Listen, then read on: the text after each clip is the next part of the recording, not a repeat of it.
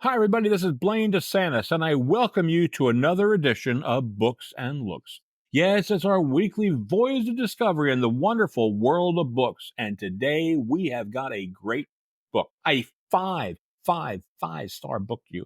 It is called Worthy. I'm going to show you the cover here. Worthy by Jane Boulware. This is part memoir, part inspiration, part business. This is one of the best books I have read in years. Short chapters, pithy things she's going to tell us about life, learning, you name it, her experiences growing up in Iowa, going to work for Kimberly-Clark, going to work for Microsoft. Oh, yeah. She was one of the big corporate vice presidents. Oh, yeah. This is a wonderful interview, a wonderful book. You're going to really enjoy. You're going to like it. And one of the things you're going to like more about it is you get this book. And I've had some of my friends out here who've already bought the book based on what I've said. When you buy the book, every proceed goes to the Boys and Girls Club. That's right. Everything goes there. Yeah. It's an amazing book. She's an amazing woman. So let's go right to my interview with Jane Boulware. Jane, welcome to Books and Looks. Well, thanks, Blaine. I appreciate your having me on the show today. Thank you. And I'm going to tell you what, friends, it's bright and early because she's coming to us live from Seattle, right? That's right. Yep. And Wow. it's a beautiful day, not even raining here. Wow. It's been It's glorious. We raining just here. had all the northern lights, which was amazing. Did you see that? Yes. You did? Okay. They said we were going to get it. It got to Alabama, so it should have gotten to Greenville, South Carolina. But to be honest with you, I went to bed. I just couldn't stay up that late. So anyway, Jane, this is a fantastic memoir, inspirational book, business book. I don't know what genre I want to put it under. My first question is, why write the book at this time? What made it relevant? Well, the reality is that I'm retired now, so I had the time, and I've been encouraged to write my stories from other people just because, you know, um, I've been telling stories for a long time. But more importantly, people would come up to me and ask for my secret sauce, ask to be mentored, and they thought that I had something that they didn't. They thought that my career path or my life's journey was unattainable for them. And so I felt like it was important to tell a story kind of from, you know, to give them the perspective that of where I'd been from, and that I wasn't born with a silver spoon in my mouth, and share some of the lessons that I learned about overcoming so that they might be inspired to rethink their future and what might be possible for them as well. So, there's a lot of books out there that say, "Hey, look at me. I did this and I did this and I did this." And it's great, but at the same time, it's hard to relate to. And I wanted to share my stories in a way that was relatable so people could understand that I'm no different than anybody else. And that I struggled with a lot of the same things that everyone struggles with. So I turned myself inside out and wrote a book that talked more about how I was feeling and some of the challenges that I came through and overcoming the voices, both myself and others, than than talking about the specific achievements. Mhm. Wow. Well, now, did you realize how unique your life was? Or did somebody come up to you and say, hey, Jane, maybe it was your husband, maybe it was one of the coworkers at one time, say, hey, Jane, you should write a book about this? I don't know that I think my story is my career path certainly is unconventional because I was born in rural Iowa and to a family that didn't have a lot of expectations for me. Certainly the word career had never been talked about in my life because we were, a blue collar family, and college wasn't even really an aspiration. I didn't realize it. It took me till I was 25 to even see the ocean. But, at the same time, there were people in my life that kind of raised my gaze at the most appropriate times in my life. So, in that way, it was unusual that I went from rural Iowa to the corner office of Microsoft. But the desire to do more, the desire to learn more and be more and to use the gifts that I was given, I think that's not unique. And that's a lot of what the stories are about. It was never my goal um, in from rural Iowa and going to college for forestry to say, I want to translate this degree in forestry to the corner offices and executive suites of the largest technology company in the world. That was inconceivable to me. I was just looking for a job. That wasn't throwing buffalo chips, buffalo poops. That was my goal. Okay. Well, each chapter, and you set this out, extremely nice chapter, very short, pithy. You get a lot out of it. But each chapter almost gives us a little bit of an insight, a little bit of knowledge and inspiration about important things in your life and important things in people's lives. If there was one lesson out of this book, the most important one for you, which one would it be? I spend much of my life trying to prove that I was worthy, trying to fit in and be accepted. And I sought that worth in title and in income and in degrees and a lot of other ways. And trying to fill my pickle bucket, if you will. There's a story about the pickle bucket. It's the Oh, first we'll get to story in the that.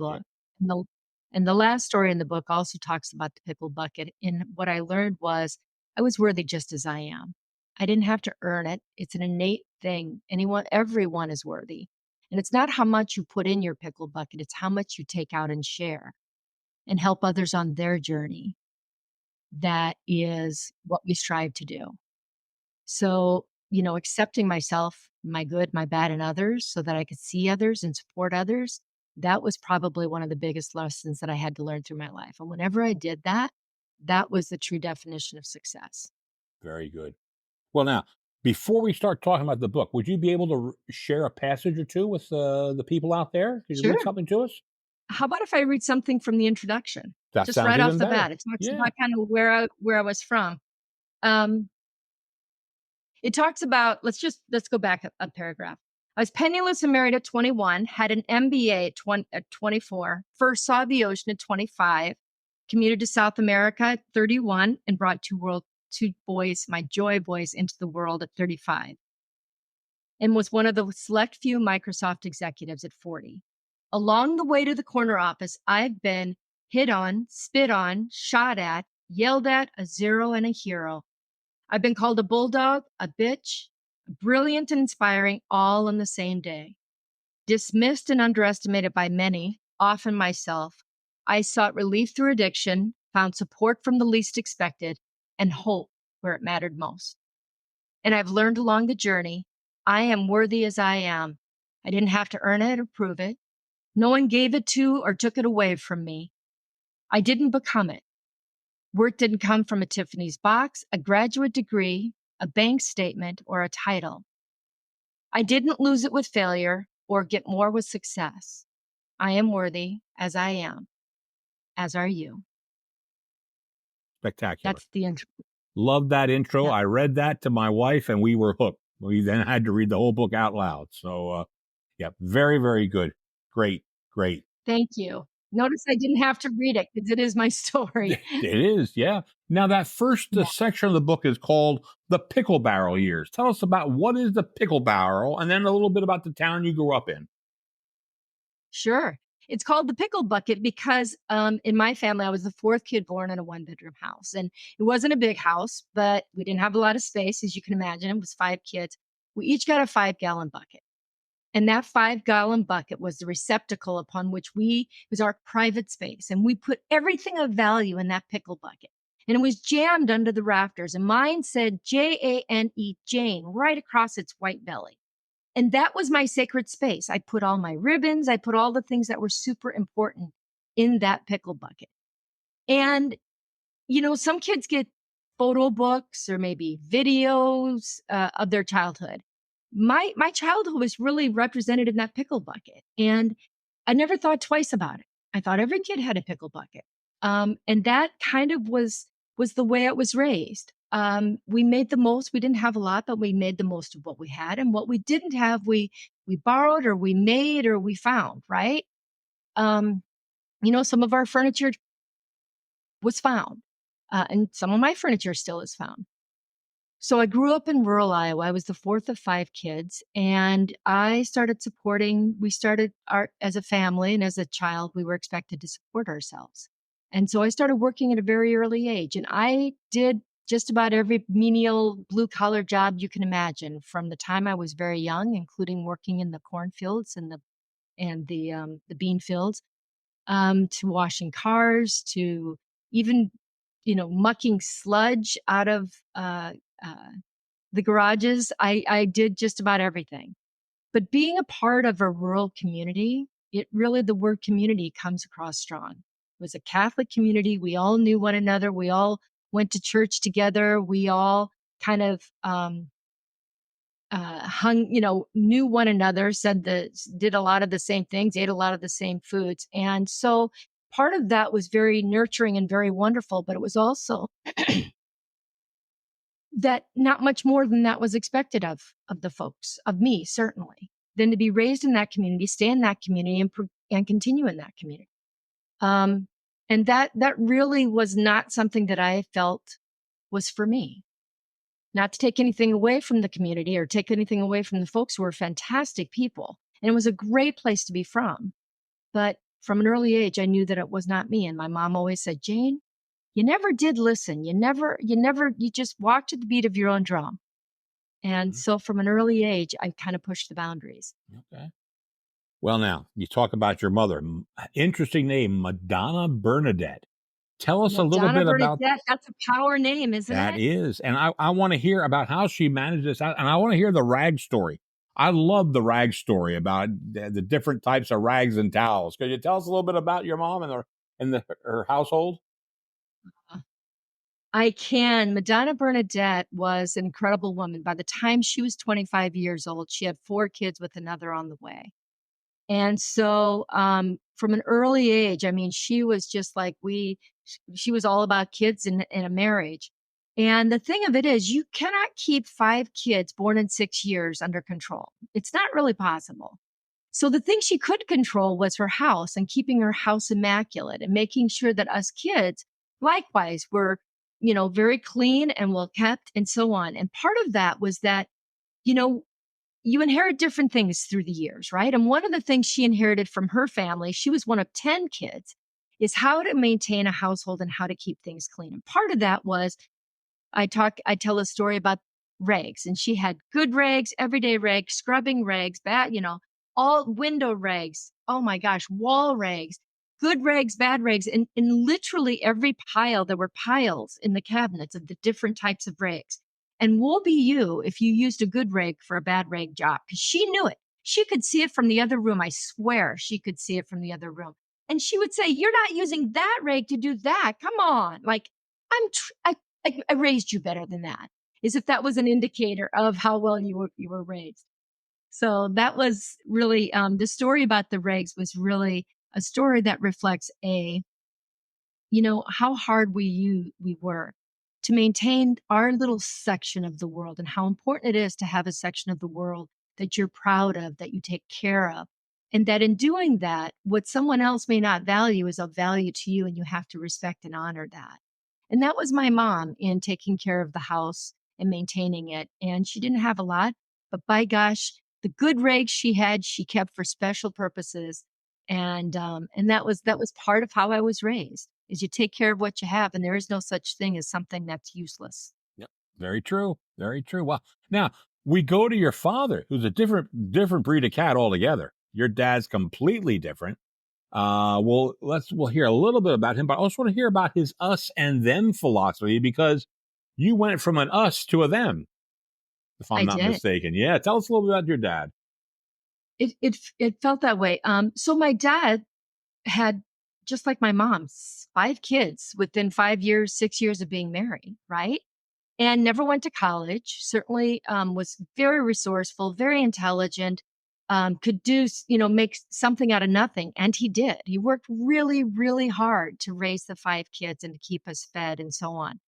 But part of that was he worked really hard, and it felt as though he was never really getting ahead. And he was just a kid himself, right?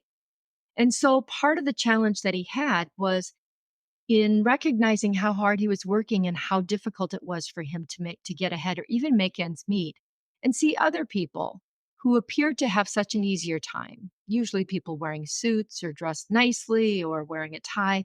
And it felt like there was a big difference between the us's of the world, who had calluses on his knees because he laid carpet and calluses on his hands, very strong, very hardworking, and those who did not.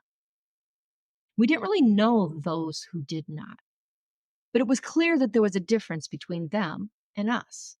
And us didn't associate with them. And us didn't really like or respect them, thinking they got rich at the expense of us and at the hard work of us. So there was always that difference, if you will, between those folks and us.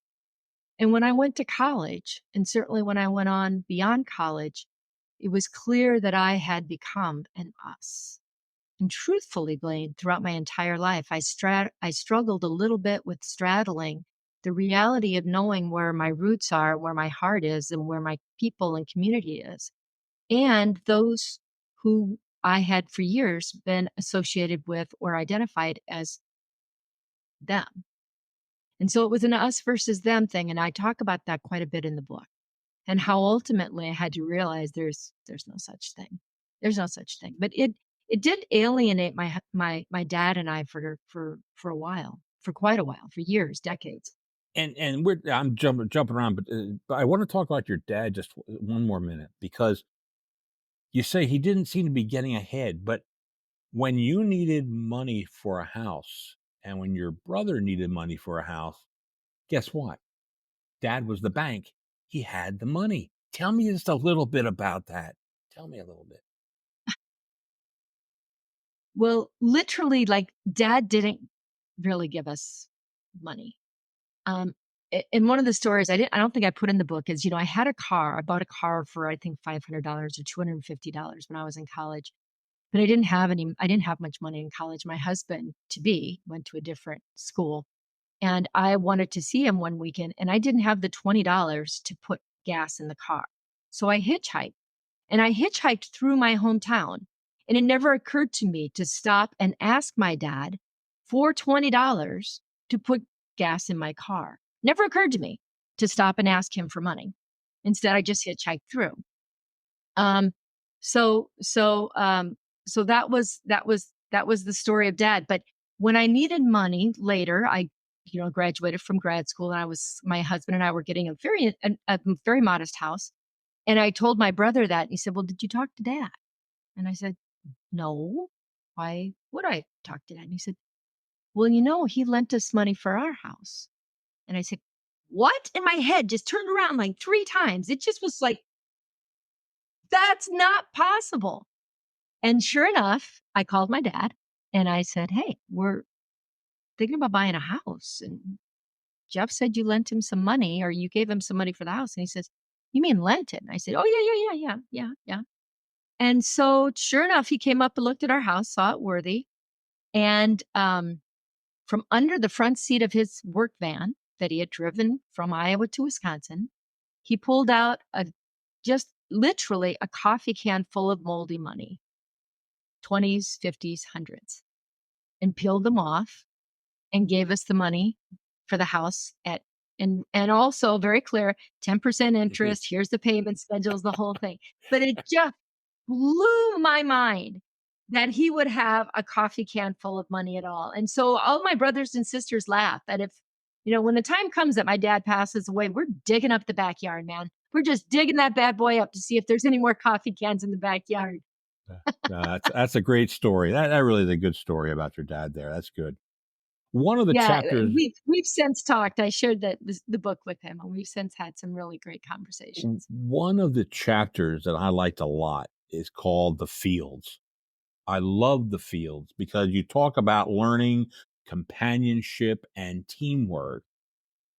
So important in the business world. Could you tell us a little bit about the fields in that chapter? Yeah. Boy, working in the cornfield. So back then, corn was planted quarter mile or half mile, and sometimes mile long rows. And it was seed corn. It was the corn by which you harvest it and became the seeds that you sent to the farmers. And so you had to detassel the top to keep it from pollinating. So that means every stalk of corn, there was a tassel on the top. You had to pull it out and pull it out and pull it out. It was very, very, very hard work. And you did it in the heat, you did it in the humidity, you did it in the cold, the leaves cut your skin. It was tough work. And when I was 16, I was old enough to be able to hire. I did it from the time I was very young until the time I graduated. But when I turned 16, I could hire my own team. I was old enough to do that. And I did, mostly my friends and others. And it was in that process of getting teenagers to do something they didn't want to do in the heat and the discomfort for hours at a time that I really learned how to be a manager and the difference between managing and leading. Because managing is telling people where to go, when to show up, and all of those things, right? And getting them there.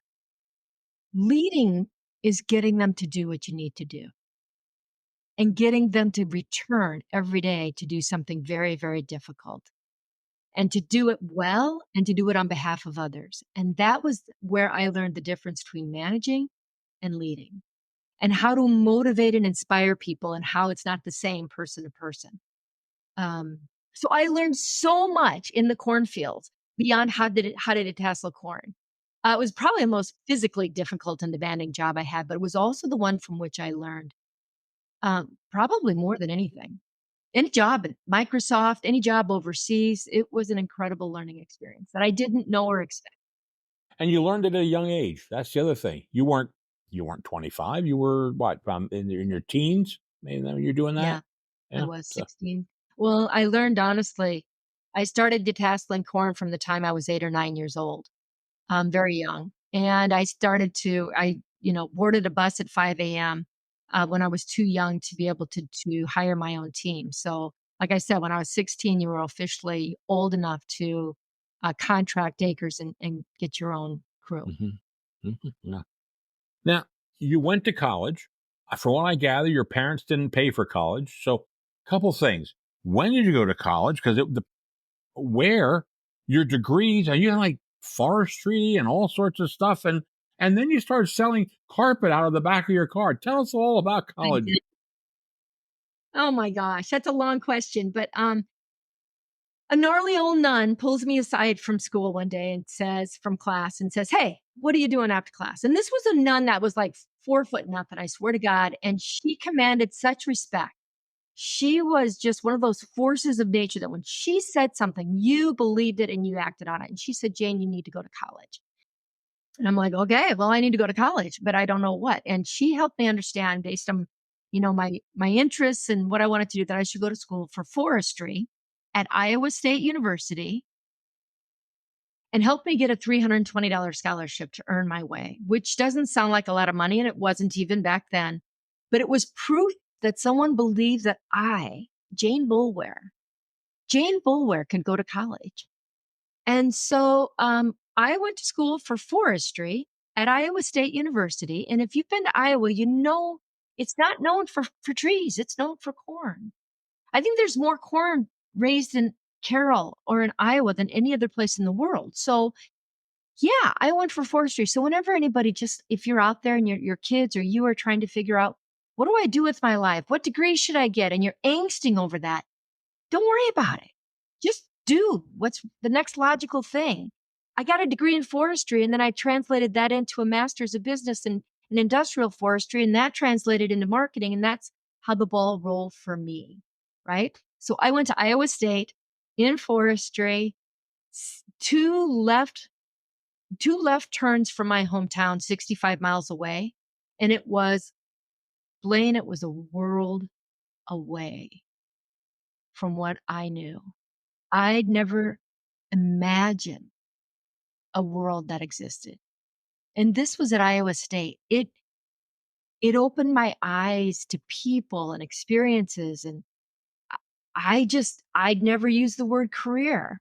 I still didn't. I just wanted a job and that was fine. But I, I'm so passionate now about people getting some continuing education. It doesn't have to be college, but something that opens their lens, their frame of mind, that raises their gaze to something else.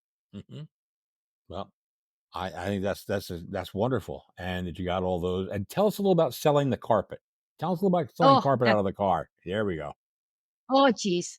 Um, so I lived in the dorm rooms and they weren't carpeted. And they were freezing cold. It was so cold that you wore like 4 layers of socks and you were still cold. And I was lamenting that with some of my roommates and girlfriends. And we were freezing. We were all sitting on the bed and nobody wanted to touch the floors. And I said, "Gosh, why aren't these floors carpeted? It would be so much more comfortable. What I wouldn't give to have these floors carpeted or have something." And my mind just went whoosh right back to Carroll, Iowa, where my dad, who lays carpeting, has a garage. It's filled with scraps, right?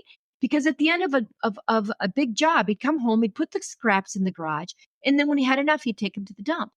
And so I drove home thinking, I got to do something with these scraps. I'd seen my dad and knew he could seam them together with glue and different things. But the hard part wasn't doing that. It was figuring out how to ask my dad for help.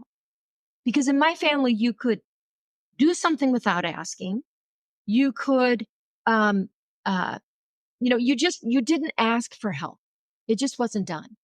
So I went home and I asked my dad.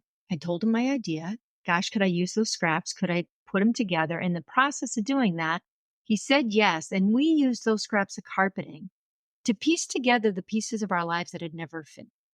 And some things fit and some things didn't. But we really had experience for the first time working together on something that sounds ridiculous, which was scrapping together pieces of carpeting like a quilt, rolling them up, putting them in the back of my car. And then I would drive the 65 miles to Ames, Iowa, to Iowa State. And out of the back of my car, literally, there's rolls of carpet, there's rugs, right? And there's scraps. And they got seams and there's different kinds of carpet. And I would pull into the dormitory parking lot and sell the carpet from the back of my car, rolls of them for like $60, $75, $100. If there were more kids, it was more expensive. If there were guys, I kind of knew they liked the shake. If there were girls, I knew they liked this. I figured out all this stuff. I learned, again, more about marketing and how to price things in business, selling used carpetings out of the back of my car than anything I learned from college, from the books that I never bought because I couldn't afford. It was amazing. It was a great experience. And my mom, did you want to hear about my mom? Sure, why not? So my mom, Madonna Bernardet, used to get up really early in the morning, like 5 a.m., sometimes earlier, to get all of her prayers in before her day began. And she always prayed for people. And there were always votive candles around, sometimes on the stove and otherwise, where she would really light candles for particularly challenging cases. And my friends would say, well, Madonna Bernardet, would she say a prayer for me? And I'd say, sure. And I'll tell my mom, and she'd pray for Katie, who had a test, or Kim, who had a test, or whatever.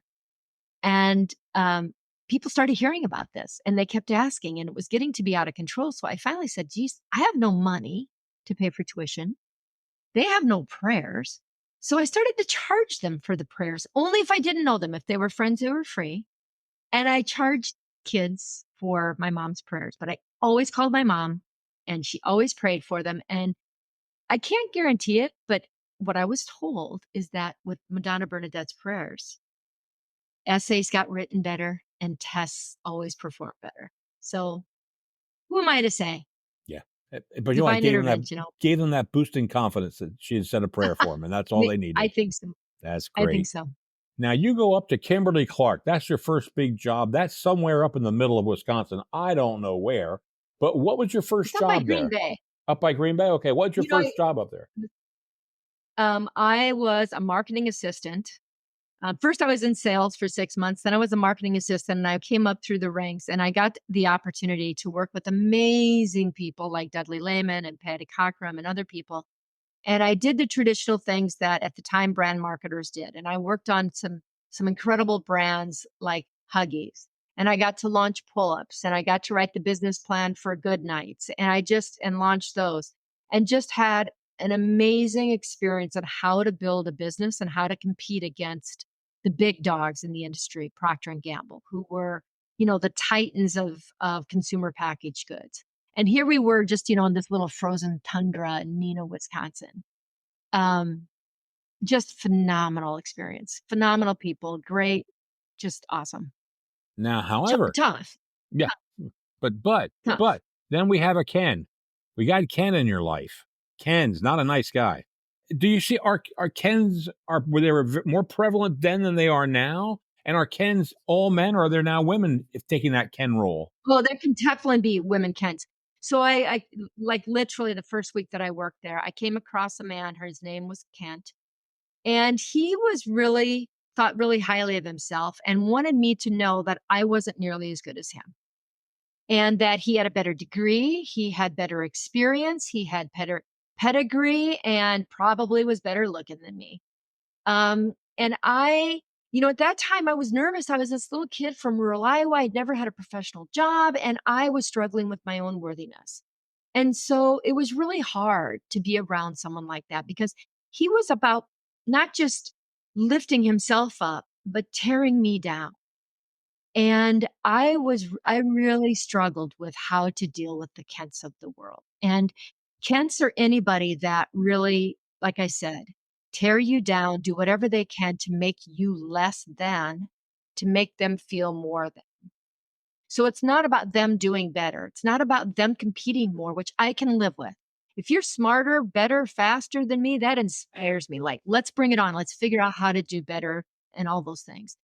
But he was more about making me less and holding me down and keeping me down below the water level so that I couldn't compete. And I've encountered those people throughout my career. And sometimes those people are wearing skirts. And that happened to me at Microsoft. It's happened to me several times, but I don't think that's unique to me. I think we all experience Kents in our lives, not just in work, but hopefully not in your family, but sometimes they're everywhere. And the key is to recognize they're not about you. If they're holding you down, they're holding everybody down, men, women, other. And holding people down is what they do because they don't know how to lift themselves up. They don't know how to look at, they don't know how to do things without bringing someone else down. And the challenge with Kents is that they're like pack wolves. They always kind of go in a herd. And you have to be careful of those. You have to learn how to maneuver and how to work through those folks. And I talk about that in the book and how that works. But rest assured, other people see it as well. And rest assured, it's not just you. If they're holding you down, man, woman, or other, they're holding everyone down. Now, in a brief description, tell us about the Pampers and Huggies war. That was a battle which you were in and you won. Tell us about We that. want. We had a fraction of the resources that Procter and Gamble had for Pampers, and was a global brand. Everybody knew Pampers. It was the number one brand of diapers in the world. We were scrappy. We did surgical strikes to figure out where best to invest and how to move things forward. We were creative in the programs that we put together. And most importantly, across the team, we were proud of what we collectively did and we supported one another on our team. And we always remembered that the competitor, Procter and Gamble, was smart, was good, was capable, and we had to be better. So we didn't tear them down. We figured out ways to lift ourselves up, and slowly but surely we chipped away. Wasn't an overnight thing. And we became number one. We became number one because we listened better to our consumers and did what they said was important to them and talked to them in a way that made them feel good and related to them and did all the things that good marketing does that's not flashy. And so when we got to be number one, the response from our executive team wasn't flashy. We didn't get a huge party. We didn't get to go on international cruises as a reward. We got a handwritten note that said, "Hey, Jane, good job. Thank you for doing that. Congratulations. You should feel great as part of the team." And I remembered that. I remembered how important that note was. I remember how it made me feel. And I tried to do that throughout the rest of my career. Mhm. Well, now your career takes a couple other paths with Kimberly-Clark. You go down to South America. We can't get into all, but tell us a little about flying into Medellin. That's a heck of an experience you had. Oh, geez. I flew into Medellin instead of Bogota. And it was at the time there were drug cartels and there were, it was actually a really scary time. It's hard to imagine now, but back then, I mean, there was some really scary times going on with the drug lords, and I flew smack into it. And I was young, I was a blonde lady, I was all of these things. I did not fit in, and it was clear that I did not fit in. What I had to do was to navigate um, I had to navigate how to get myself from the Medellin airport to the within country airport, the country that flies from within one town to the other. And they were not close to each other, and the risk of being kidnapped was very high. And so, without knowing the language, I had to negotiate and ask someone for help in getting from Medellin to the airport to fly to Bogota. And that's one of the funnest stories in my book, is how I navigated that, and and what appeared to be a teenager holding a large rifle trying to tell me to move along was the security guy, who I think was just as scared as I was. Yeah, no doubt Yep. about it. Well, now I can't get into all of South America, but then you go and you come back here and you end up being part of the group when they sent you. They bought Scott Paper and they sent you down to Chester. I know Chester well. I was from Reading, Pennsylvania, so I know Chester Yeah, real well. And so now you're sent down to Scott Paper, okay? And I mean, I just it was fascinating. I learned so much about the conditions and the toilet paper, how you make toilet paper. I love that. I love Tell us. I loved that job, and I loved the mill and how paper was made and how it's fascinating to me. Maybe because I have a forestry background, but I got to see the timber and I got to go. I got to ride down the river on a barge along with the logs, the whole bit. But one of the challenges was that by the time that we acquired Scott Paper, the company itself had pretty much been decimated by L. Dunlap, the prior CEO, who just cost saved the bejesus out of it past the point where it was even judicious to do so. And as a result, when we met with the employees at Scott Paper, they looked at us with disdain as the next people that were going to decimate what was a very proud people, a very proud company with an incredible culture that had just been lied to. And so we had to overcome that. And part of overcoming it, I was with an old codger, Tim Moe, and we were like this with the union, and we were having a hard time gaining respect, and they did some disrespectful things. And at a time that things could have blown up, the way that Tim managed that was he stood up and he said, "Let's go talk to the folks on the floor, the plant floor." And he looked them in the eye. He asked them about their names. He shook their hands, asked how long they were there. He showed them respect. He showed them respect, and he listened to what they had to say and learned that part of the problems that they'd had, we didn't know at Kimberly-Clark about and were fixable, but hadn't been fixed and were causing lots of issues that we thought were associated with the people, that they didn't care, that they weren't capable. And once again, it was a learning for me to recognize you've got to look beyond what you assume is someone's lack of ability or someone's uninterest in caring, and look beyond that and ask the question. And I put in there, it is hard to see eye to eye until you meet face to face. It's hard to see eye to eye until you meet face to face. And I think that was the key thing, the turning point was meeting face to face with folks. Well, and they had it. I mean, there were holes in the ceiling. It was raining down on product. I mean, and these So products. I we mean, had leaks in the ceiling and it would come down and would come on. You create what you call a web. And the web is going at just about 55 miles an hour. It's going very, very, very fast, very thin web. And if you put moisture on it, if you drop um, um, something on it, realistically drops of moisture, like it can tear the web. But if it tears the web is, it's a football field wide. It's long, it's wide, and it's going 55 miles an hour. And that kept happening. The web kept tearing. We thought, "Like, how can these guys not know how to make toilet tissue for Pete's sake?" Well, it wasn't their fault. They were dealing with issues that we didn't know about. But just the process of how to make and how to sell and how to market toilet paper, as crazy as it seems, and how people hoard it. Oh my gosh, so many stories about people hoarding Scott tissue and just crazy. It was really a lot of fun. It was an amazing experience. hey, I need to go back a minute to talk about a chapter called Perspectives. Made me cry. You made me cry on that one because it's a story that is out there. And would you please tell us a little bit about that?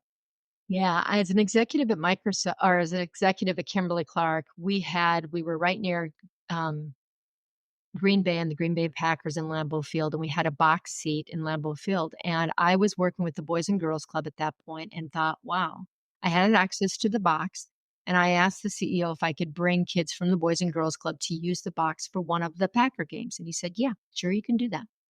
And so my husband and I and some employees from Boys and Girls Club brought the kids to Lambeau Field to see this game. Not just brought them to see the Packers play, which is an aspiration for everybody. I mean, if you live in Wisconsin, you're a Packers fan, right? If you're born and raised. And we thought that was just the highlight. Like, we brought them to a box and we had like stuff that was signed by the quarterback. And when we walked them into the box, they were blown away. They were silent. They were so overwhelmed, which I was like, but it wasn't the box. It wasn't Lambeau Field that overwhelmed them. It was the buffet of food and the fact that they could eat all they wanted and people kept refilling it. The more they ate, they just kept refilling the food. It never ended. And before we left, one of the kids said, "What's going to happen to all this food?" And I said, "I don't know." And they said, "Well, can I take some for my sister? It's not her day to eat." And I realized that that was the perspective that I had lost. I had lost how hard it is to take how we take for granted the basic things. And so we emptied all the bun bags and we filled the bun bags with food and we filled them with hot dog or hamburgers and brats. And every kid that wanted, they could take everything from there. And we cleaned the place out and we walked out of Lambeau Field, out of the executive suites with our old home bun bags filled with food. And that was perspective for me to remember that what's important or what sometimes seems to be important, it's the basic things. And that's why I'm still involved with Boys and Girls Club. And that is why, whoops, every bit of every all my proceeds are going to the Boys and Girls Club for scholarships for Mhm. kids. Well, that's very good because shame on us. I don't care if you're Republican, Democrat, Martian, or whatever. There should not be anybody who goes hungry and have to skip a day of eating. It's Sunday. My No sister one doesn't should eat on have to that day. No, alternate the days they no, they eat. no. Shame on us for that. Uh now you end up going to Microsoft. We finally make it to Microsoft. Wow. They recruit you to be what position and what was the response once you get there? Not quite what you expected, I don't think. Well, they recruited me to be a corporate vice president, which is one of the top executives at Microsoft. At the time, there was 150 people at the executive range for a company that was more than 60,000 people. So that's pretty rare air. And there were two responses. The response from my mother was,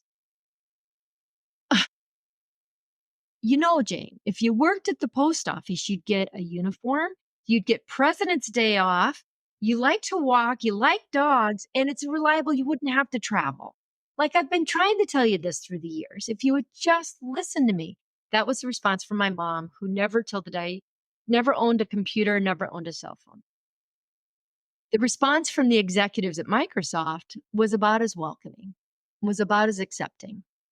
In fact, some of them, when I went to shake their hands to meet them, turned away and said, if you're here in a year, if you're here in a year, introduce yourself then." Meaning you're never going to make it. And truthfully, that was fair because many of the people that I came in at our class that were hired around the same time as I left long before I did. And so it was a very different culture than Kimberly-Clark at that time. The culture's changing. It's a different time, different CEO. But at that time, it was the wild, wild west. And if you were not a gunslinger, you got shot. And truthfully, a lot of the stories in the book was about how I got shot or nearly shot and how I survived the Wild West. What it took for me to reclaim my own saddle and my own stirrups and my own self and to right myself on the horse. Well, we can't get into all of this, but there's a reason Microsoft fell from number one to off the table because they didn't understand the word consumer. They didn't understand how you have to talk to people, and they thought they were smarter than everybody else in the room, just like Enron. We're the smartest guys in the room. Okay, That's and exactly right. and I didn't think they they were blow it? the company, the people at Microsoft were brilliant and they genuinely wanted to change the world. But the culture prevented even the smartest and best and most innovative ideas to gain traction because there was so much infighting. And it was very difficult, I think, at that time for people, they were competing internally for resources and rather than competing externally for consumers' minds, hearts, and wallets. And I think honestly, for at least a while, that kept Microsoft from being the great powerhouse, maintaining that powerhouse perspective it could have. It was very arrogant.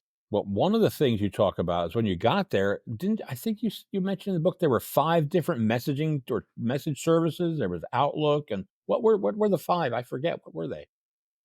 Well, I think there were 5 different at that time, consumer emails, and I don't even know if I can remember them all. There was Live, there was Hotmail, there was, MSN, there was, Their Outlook? 'Cause Outlook's one they use Outlook. now. Yep. Yeah. There were 5 and that was just in mail, right? And then there were all these other messaging and all these other brands, none of which were the same. None of which really came together and accrued value to the degree. And having come from Kimberly-Clark, where we were so thoughtful about how to rally around the Huggies name, for example. I mean, it was Huggies pull-ups and Huggies, and pull-ups good nights, and how to cascade a brand so that it accrued value and everything became greater than the sums. None of that was happening at Microsoft, and there was incredible resistance to letting and making that happen at the time. And I'm going to add the word at the time because again, it's a different day, but also look at the stock price. New day, new CEO, new stock price. So it just goes to show. One of the things that you did, and I think it's a credit to you, is you realized that being a CVP wasn't your cup of tea there. You took a step back. Maybe I don't know if it's a demotion, but you're no longer at the vice president. You went down to be like was it a general manager or a manager? Is that what you went, quote, down to? Is that what you did? I did take the position of general manager against the advice of friends, against the advice of even peers and mentors and so on, because corporate vice president was a very, very prestigious title and still is. Absolutely. Hard earned, hard won, comes with a lot of prestige and a lot of benefits, including salary. And for me to stay at Microsoft as a corporate vice president had a lot of momentum going for it. It's what everybody recommended that I do. Instead, I took a role as a general manager on a business that I'd never been on technology business. And part of the reason I did that is because I did not see a way that I could add value as a corporate vice president in tech. I was not tech savvy, and the culture was not, I could not do so in a way that was true to who and what I was. And by taking this other role, I was able to create a team, create a culture, create an environment where I would be left to create something with other people that was good and consistent with where I was and where the kind of leader that I wanted to be. In the book, I talk about an accident that I was in where I had 5 surgeries on my leg. And at one point, I was told I may not walk again. And all of this was happening at the same time. And it really made me appreciate, kind of like the perspective story, what was important to me. And what was important to me wasn't the title, it was the ability to create something with other people I liked and respected that was challenging, that was good, that was right, that helped other people. And that's why I took the role in the job that I did. Did well. You had a gentleman in there by the name of Ethan. Ethan Ethan tried, but was never going to make it. And then you had a little chat with him. Could you tell us a little bit about that? So when I came onto this team, there was an individual there who worked super hard, super smart, um, just a terrific person. And he had, historically not been promoted, and other people had been promoted around him. And every message he'd received was, "Ethan, you're doing a great job. You're just not quite ready." And it became really clear. There are 3 things that I do as I manage people. I look at ability, aptitude, and attitude. Um, Aptitude is or ability is, do you have the ability to do the right job? Have you been trained? Do you know what you're doing? Is it clear what success looks like? Are you able to be successful? And a lot of that is on the manager, right? And the person too, but do you have what it takes? Aptitude is just plain, are you the square peg round hole? And then attitude is, do you have the right attitude? And if you have the wrong attitude and you can't, that it's very little that you can do to work with those people. And I tend to move them on if they have a bad attitude because they bring the entire team down. But what happened with Ethan is it was an aptitude. He was working really hard, but he was a square peg, round hole. He was like a PowerPoint guy when we needed an Excel spreadsheet guy, right? He was big picture and we needed details. So no matter how hard he worked, he would never be able to be successful in that role. And I had to have that conversation with Ethan. And I sat down with him and I tried to be as honest as I could, but be as kind as I could. And he crumbled before my eyes because I thought I was telling him something he didn't know, but he knew it. He knew he was working hard. He knew he was doing his best. He knew he was getting passed over, and his wife was asking about it. And so we talked about it for a while, and I helped him realize and appreciate, and we talked about what he was good at, and he moved on to a role that did fit his aptitude. And I watched him from a distance and opened doors where I could. And I always felt bad about that, a little bit bad, because I made Ethan, and Ethan cried and struggled.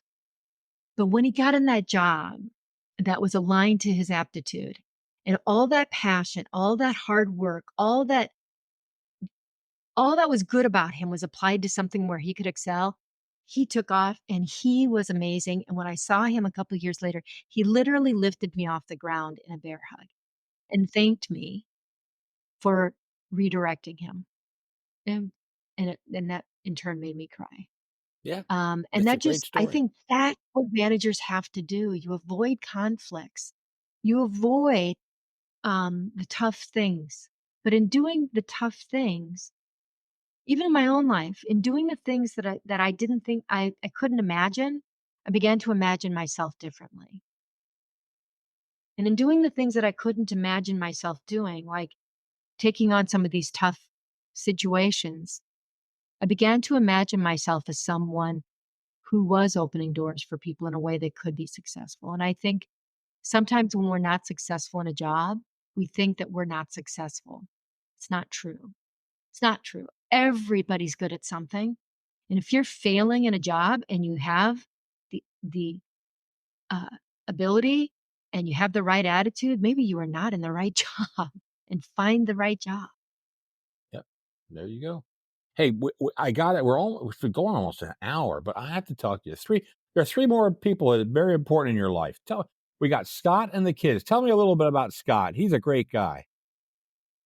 He is a great guy. Gosh, we've been married decades, literally decades now, 4 decades. And he is someone I, in the book, talk about how I swear I would never get married. And I will say that my husband taught me two things. He taught me how to laugh and he taught me how to love. And I said no initially to getting married because I didn't want to be constrained and I didn't want what I had seen growing up as the definition of marriage. And he promised me that our marriage would never be that way. We'd never get comfortable. He'd never hold me back. And as part of that, as we together ascended the ladder of corporate America and just in general, he made many choices that were unconventional. So even though my career path was unconventional, his career path was unconventional. He stayed home with the boys. When we had children, he stayed home with the boys at a time there was no such thing as stay at home dads. He didn't fit in with the women. He didn't fit in with the men. It was really challenging. I mean, when the welcome wagon came to our house when we lived in Atlanta and they knocked on the door and he said, Jane's not home. She's in Colombia. They left with the cake they brought. So it was really tough. And part of that, for me, I had two joy boys. One when I was 30, one when I was 35. And likewise, I didn't know that I would want to have kids because I didn't think that I would be a great mom because I wasn't great at babysitting and I wasn't the traditional stay-at-home mom. But the way we defined our lives and the way that we raised our kids might have been a little out of the ordinary, but it really worked for us. And I learned not to use someone else's yardstick to measure my success. I learned for all those people who said, "I could never do what you did." They weren't saying I could never do, they were saying, I interpret it as saying, you shouldn't do these things. You should be home with your kids or you should be doing that. And while some of that's changed, I think we still guilt one another, especially as women, about what is and is not okay um, as you raise your families. And all I can tell you is my boys are fantastic. We just had Mother's Day that we just had. They're just, I'm really close with both of my boys and my husband. And our lives might have been unique in that we took a different approach, but it's worked for us. Great.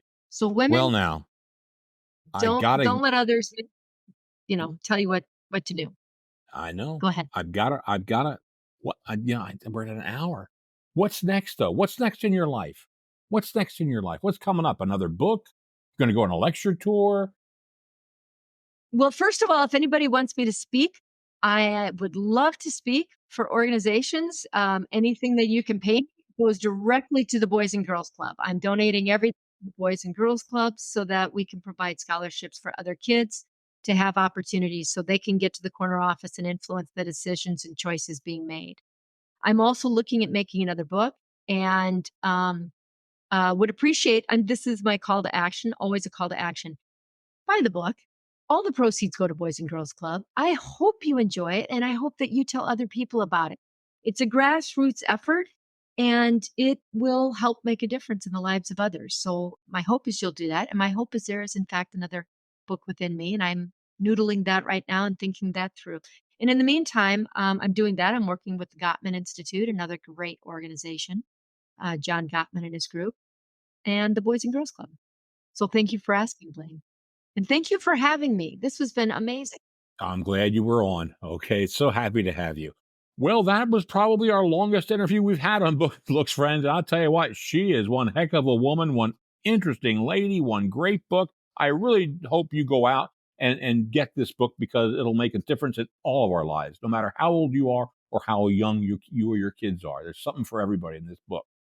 Anyway, what am I looking at? Well, I told you a few weeks ago about Punxsutawney Phil being married to Punxsutawney Phyllis. I was unaware of that. And that they then had children. Well, what I'm looking at is they have finally come up with a name for their kids. That's right. Punxsutawney Phil and Phyllis have a boy and a girl. That's right. And what are they named? Well, the boy is called Shadow and the girl is called Sunshine. So we now have the names of the offspring, but they will not become the next prognosticators I don't understand how that happens, but it's not like over in England where you become lineage and all that stuff. Not with Punxsutawney Phil. So I don't know, but that's their name. We have Phil, we got Phyllis, we got Sunny, we got Shadow. It's a whole lot of fun. Hey, that's what I'm looking at this week. Anyway, folks, on behalf of viewsonbooks.com, on behalf of my good friends at Podcast Studio X, this is Blaine DeSantis for Books and Looks saying, may all your leaves be pages in a book.